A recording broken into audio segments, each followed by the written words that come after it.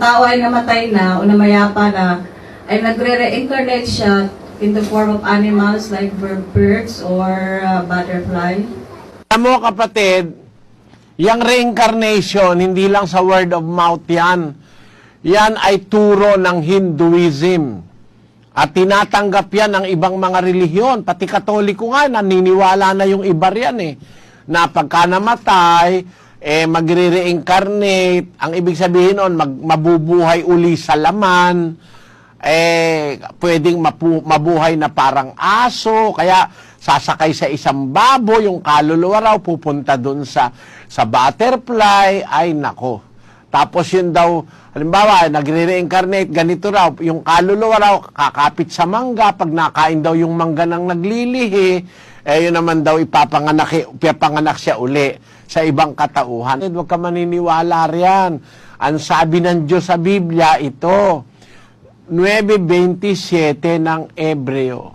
At kung paanong itinakda sa mga tao ang mamatay na minsan at pagkatapos nito ay ang paghuhukom. Kita mo, ang tao mamamatay lang minsan. You only live once on earth and you will only die once on earth. Isang beses ka lang bubuhay sa mundo, isang beses ka rin mamamatay sa mundo. Yun ang normal, yun ang general, yun ang general. Yun ang common. Mabubuhay ka ng isang beses, mamamatay ka isa beses. Dahil itinakda ng Diyos sa tao, mamatay minsan.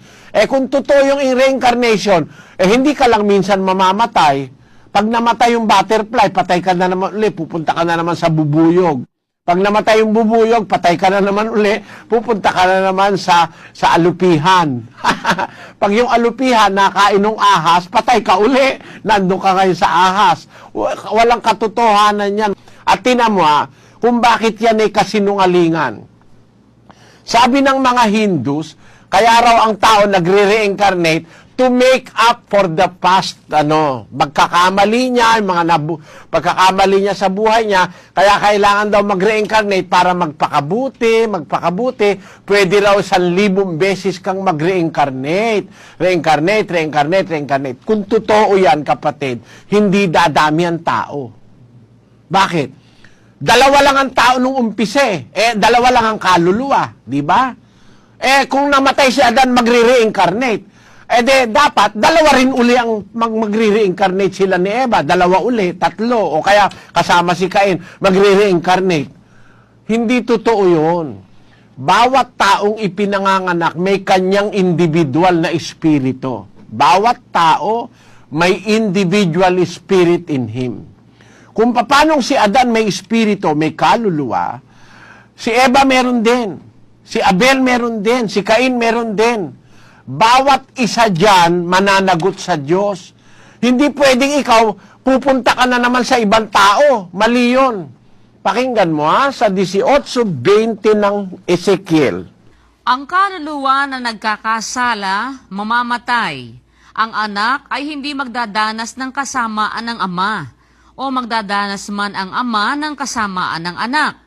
Ang katwiran ng matwid ay sasakanya, at ang kasamaan ng masama ay sasakanya. Kanya-kanya tayong sagutin sa Diyos. Nagkasala yung ama, hindi maaaring madama yung anak. Nagkasala yung anak, di naman madadama yung ama. Katwiran ng matwid, kanya yon. Yung kamalian o yung kasamaan ng masama, nasa kanya yon. Bawat isa mananagot. Kung reincarnation ay totoo, bibiro mo ilan ang sasagutin mo. Kung halimbawa, 10 tao yung sinakyan mo, may 10 tao sasagutin mo, todas ka lalo. Wala ka ng kaligtasan. Dahil 10 tao puro masasama. Ganito pakinggan mo ako, kapatid. Sabi nila, ang reincarnation daw, para daw ang tao bumuti. Kaya ipapanganak ka uli, you will make up for the past mistakes, past errors you have committed in your life. Ano mo raw yun, mai-improve mo raw sa next na buhay mo. Tapos, kung hindi pa, magre-reincarnate ka uli. Kung totoo yan, dapat ang babait na natin ngayon.